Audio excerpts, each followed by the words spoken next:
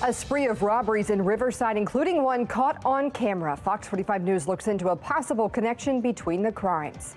And juvenile crime will take center stage this week in Annapolis. A look at the key bills on the table and another high-profile hearing. And Republican presidential hopeful Nikki Haley remains optimistic despite losing to Donald Trump in her home state. The message from both candidates with the next primary only 48 hours away. Live from WBFF in Baltimore, this is Fox 45 News at 10.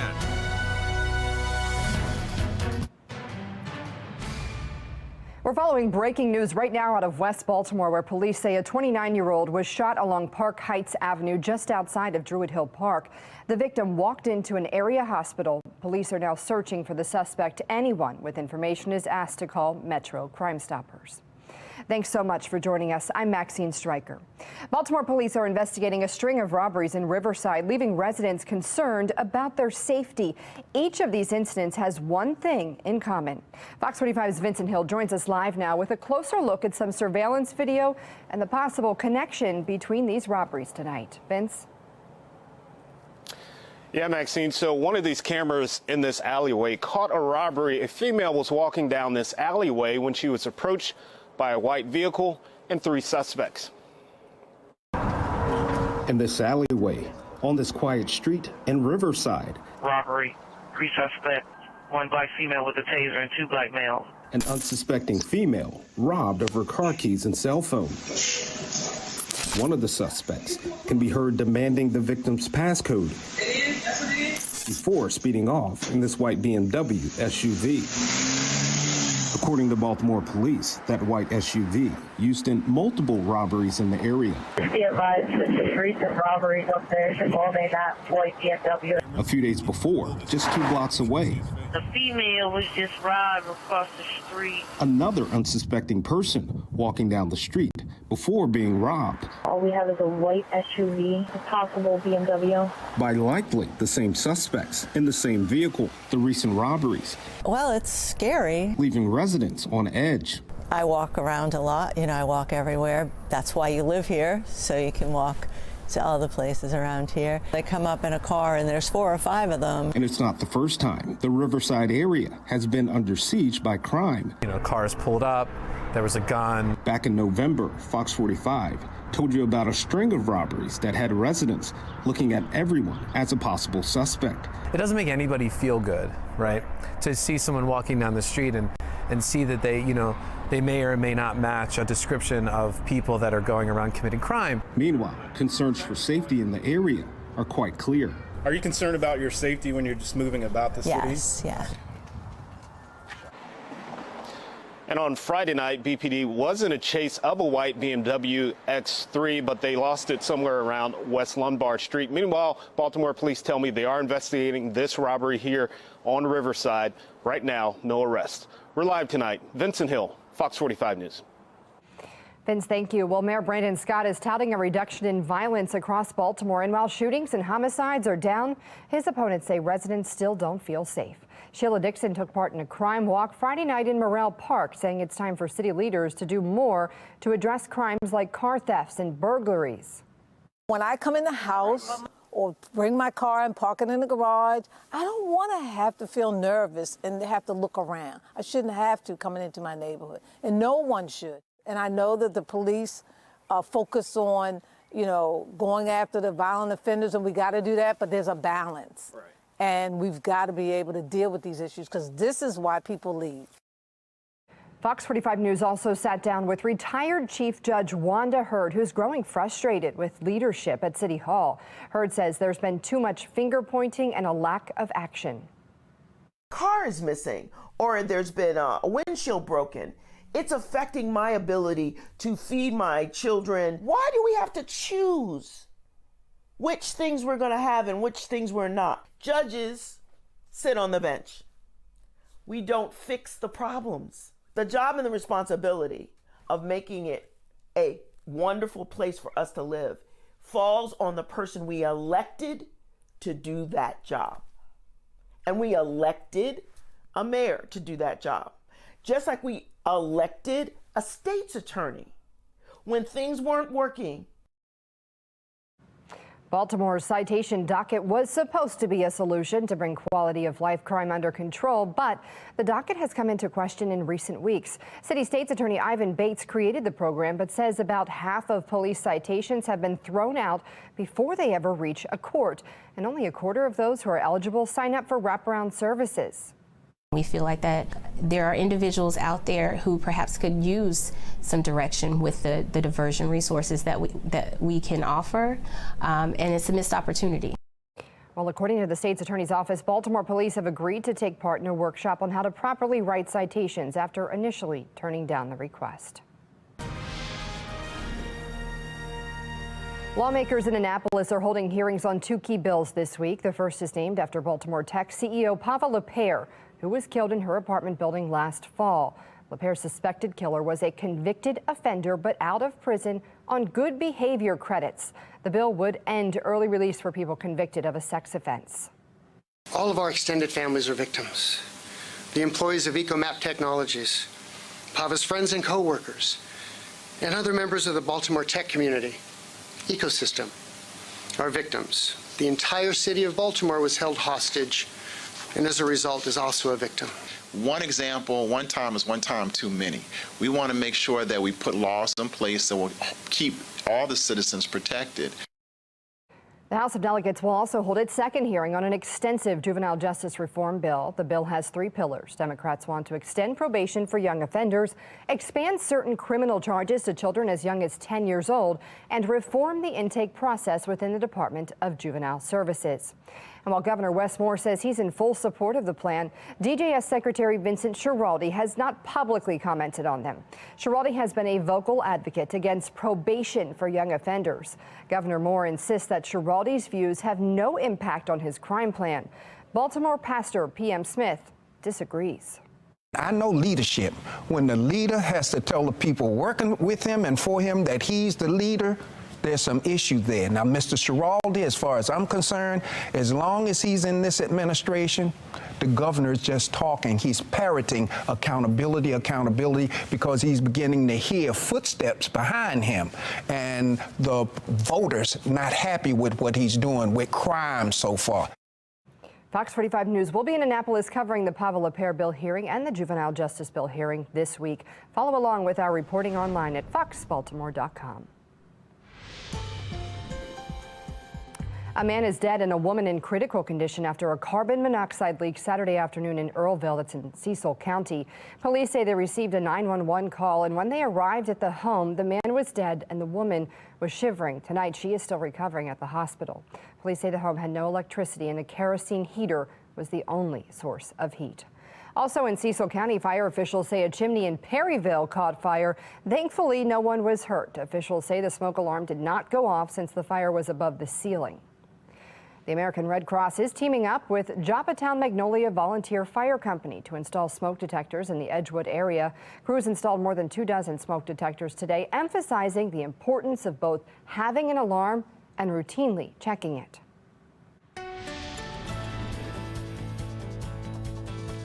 We have been enjoying a nice end to the weekend with dry weather, mild temperatures, and overnight we do cool down to the 30s, keeping temperatures pretty mild.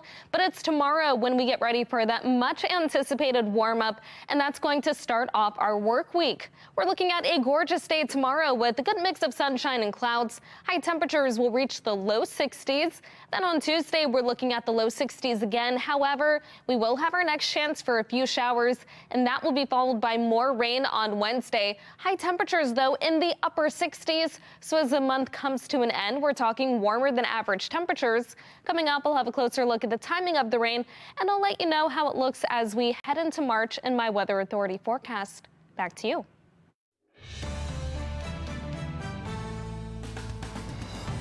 We're headed to the Super Tuesday states throughout all of next week. We'll keep fighting for America, and we won't rest until America wins. Republican presidential candidate Nikki Haley vows to stay in the race following a loss to former President Donald Trump in last night's primary election in her home state of South Carolina. Former President Trump has swept every primary and caucus so far and already has his sights set on President Joe Biden. So it's been an incredible period of time. We have a country that is a failing nation, but we're not going to have a failing nation very long. We are not going to allow this to happen. We love our country. We love it dearly. We're going to fight for our country. We're going to fight for our rights. We're not going to let this go on because it is not sustainable by any country. Trump says he's never seen the Republican Party as united as it is right now, and he expects a huge Republican turnout in Michigan's primary on Tuesday. This weekend marks 2 years since Russia's invasion of Ukraine. How a Baltimore group is calling on Congress to take action. The tragic death of a young woman in Georgia reigniting the immigration debate. I'm Christine Frizzell with why some are now blaming Biden border policies.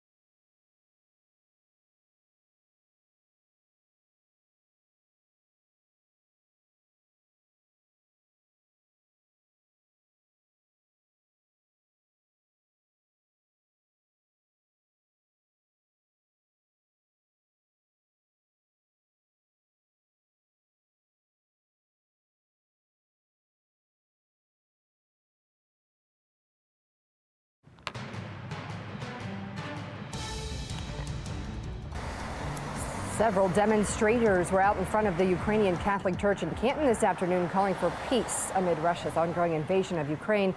It's been 2 years since the initial attack, and demonstrators are asking people to continue their support for Ukrainians, as well as those in Russia who oppose the war.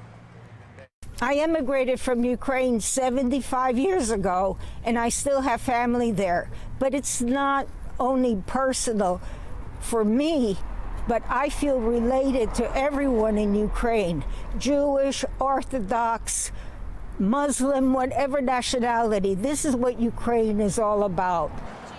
They're also calling on Congress to pass more relief funding for Ukraine. Ukraine funding is a sticking point in Congress now as lawmakers are running out of time to pass a spending plan. The first deadline is this Friday, March 1st. Democrats are pushing for Ukraine and Israel relief as part of the plan, but Republicans say they aren't going to sign off on anything until there are changes in border security. I'm willing to fund the government as long as our border is secure. The first job of the government is to secure the border. Any business that provides a service, if they don't give you the service, do you give them money? The answer is no. Tonight, we are learning a Venezuelan man is the chief suspect in the murder of a young woman in Georgia. His arrest leading to further questions about policies at the southern border. National correspondent Christine Frizzell has the story. After searching for clues, police say they now have ample evidence to charge 26-year-old Jose Antonio Ibarra from Venezuela. And the list of charges is long and includes malice murder, felony murder, aggravated battery, aggravated assault, false imprisonment, kidnapping. the victim, a 22-year-old nursing student at Augusta University in Georgia, Laken Riley, who police say was out for a run at the University of Georgia. Police called it a crime of opportunity, an opportunity critics say should have never happened, since Ibarra was not only not a U.S. citizen, he'd been arrested before, and instead of being deported, was instead released. You can draw a direct line between the open borders and this death. We can't talk to Venezuela.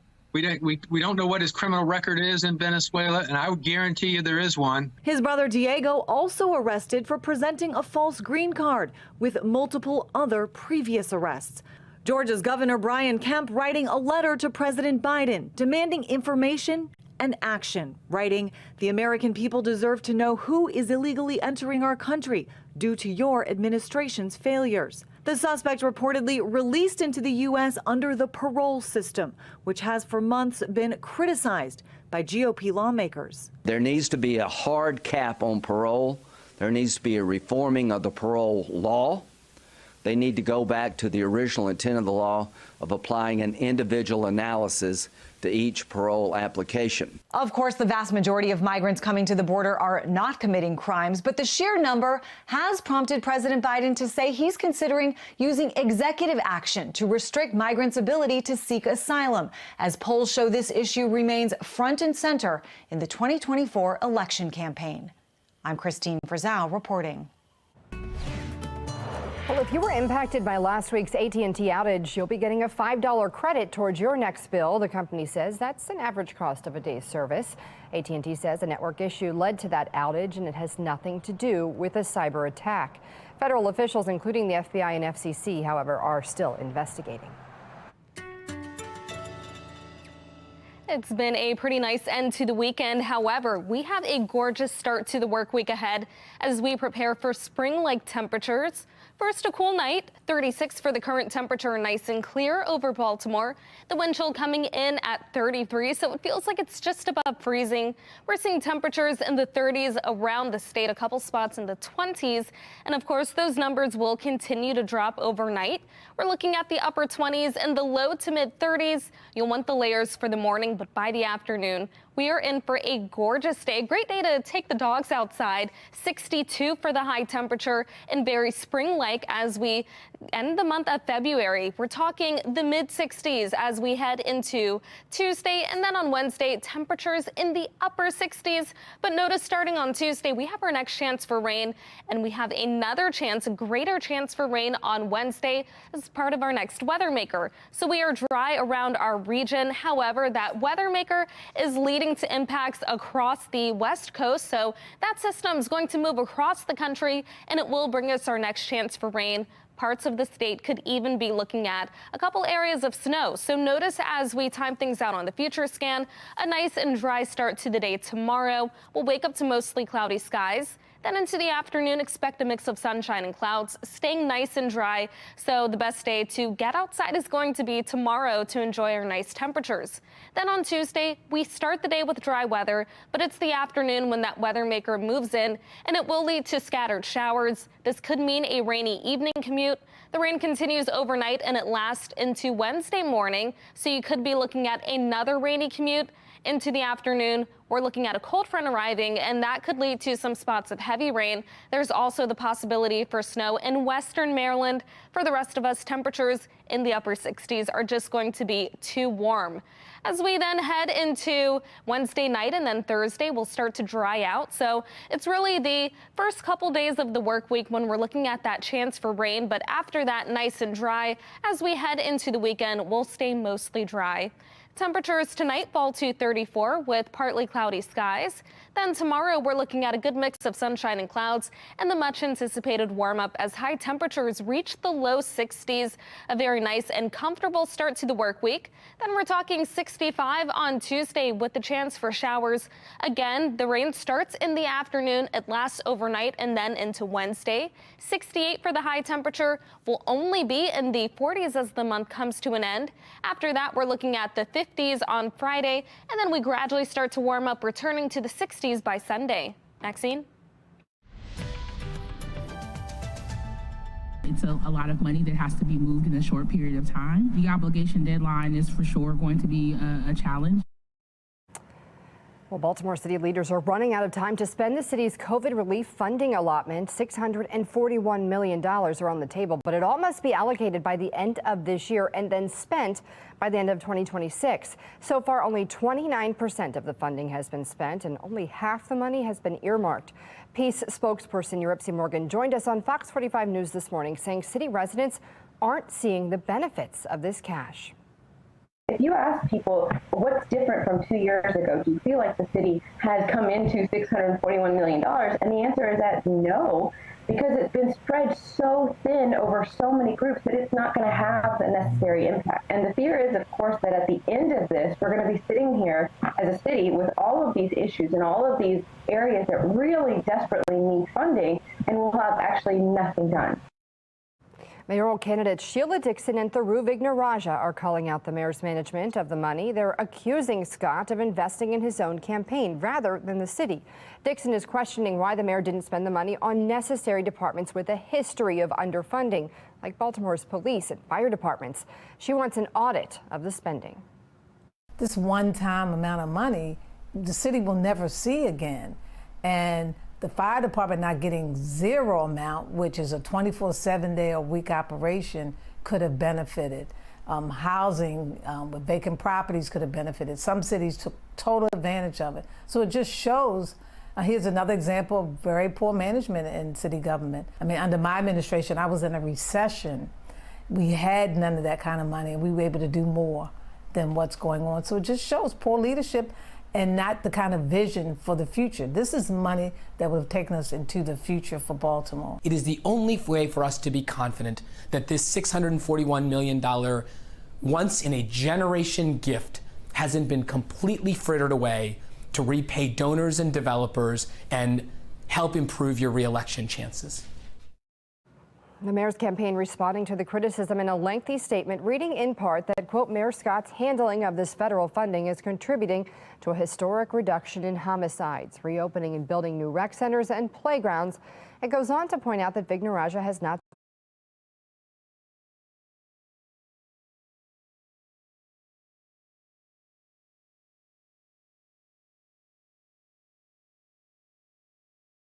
what he would do with the funding. When I found adaptive sports, it allowed me to open doors and avenues that I never thought I'd be here. Never thought I'd be going to college for this. Well, game on in today's wheelchair basketball regional tournament right here in Baltimore. Coming up, how some of the athletes say it gave them a second chance to pursue their dreams.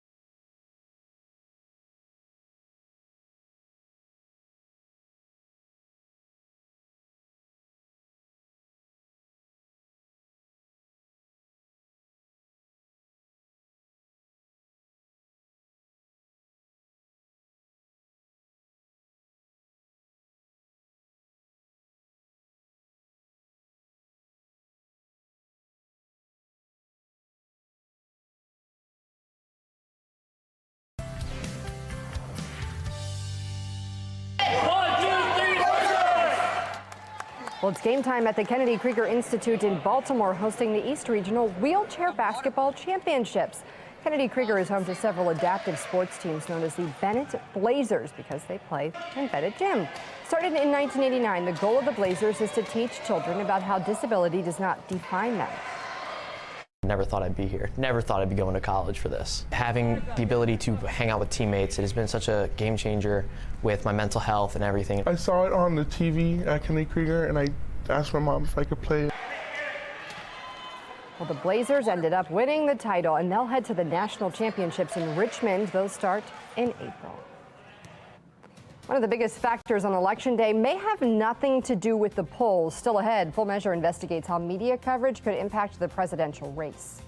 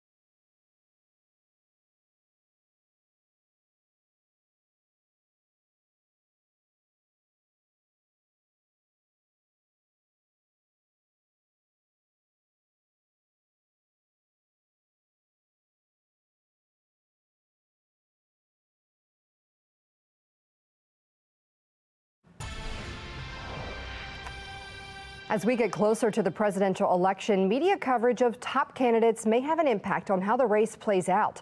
Full Measure Cheryl Atkinson looks into how Trump and Biden have been portrayed so far. When President Biden spent last Christmas on vacation with family, he continued the longest string in 2 decades of a U.S. president not visiting the troops during the holiday. But there was no criticism in the press like there had been of his predecessor. Thank you. President Trump.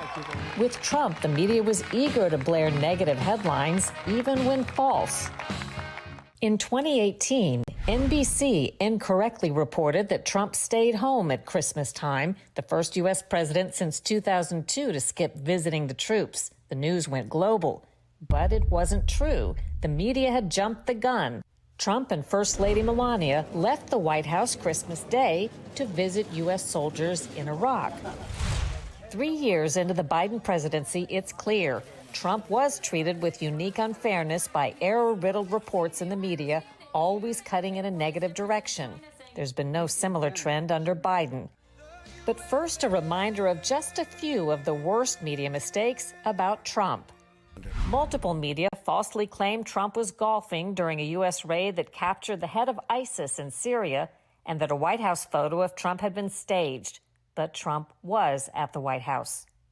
ABC aired video showing what it called a slaughter against Kurds by Turkey after Trump withdrew U.S. troops, but the video was file tape of a training show in the U.S. And USA Today connected the eagle on a Trump campaign T-shirt with a Nazi eagle, later admitting the eagle is a longtime U.S. symbol, too. I, Joseph Robinette Biden Jr., do solemnly swear. After Biden was sworn in, what did we find? The media made fewer major mistakes, and the ones they did make still cut against Trump or somehow favored Biden and his agenda. Here are just a few examples. USA Today falsely claimed President Biden only checked his watch after the return of U.S. soldiers killed in Afghanistan. In fact, Biden repeatedly checked his watch during the ceremony, as families of the fallen soldiers claimed. Mediaite falsely declared that Joe Biden had not referred to baseball great Satchel Paige as a Negro. In fact, he'd done just that. You know, I've adopted the attitude of the great Negro at the time. His name was Satchel Paige. Trump sued CNN for $475 million for calling his challenges to the 2020 election the big lie. He argued it defamed him because the big lie is a Nazi term. The judge threw out the case, saying CNN was using the term as an opinion and it didn't necessarily link Trump to Hitler or genocide of Jews. For Full Measure, I'm Cheryl Atkinson.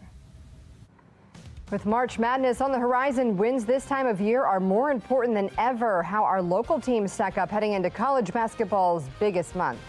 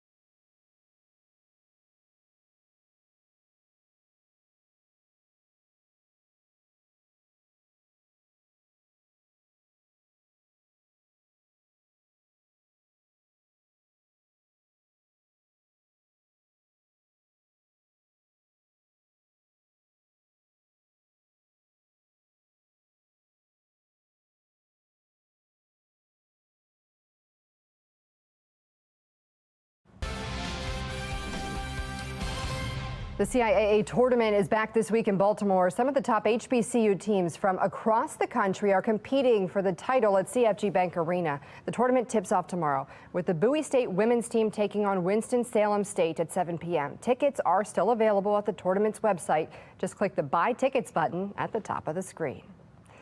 That's all for us here at 10. I'm Maxine Stryker. Thanks so much for watching. Morgan Hadsit and Rocco DeSangro join us now with Sports Unlimited. Hey, guys. Thank you, Maxine. Coming up tonight on Sports Unlimited, with March quickly approaching at the end of this week, it doesn't look great for any local programs unless they make the conference tournament run. Yeah, the Maryland women have a shot, but ran into winning streak killer in number 2 Ohio State. Cole Irvin dealing heat in his spring training debut, making the case an O's rotation spot could be his come opening day. What he did this offseason to gas him up. The new MLB uniforms are the talk of town for all the wrong reasons why pants are being discussed, way more than they should be. Pence. And we take another deep dive into the Ravens offseason with the salary cap increasing. How much room do they really have? Find out when Sports Unlimited continues after this.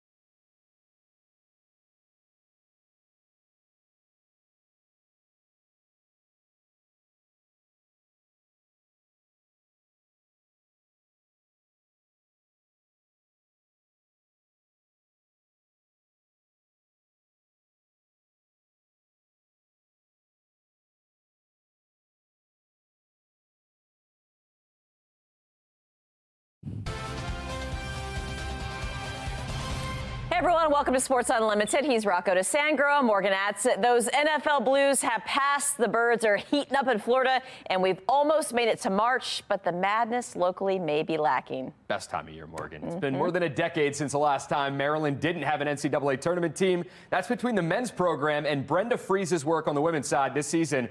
Terps hoops flirting with no invite to the big dance. That's not great.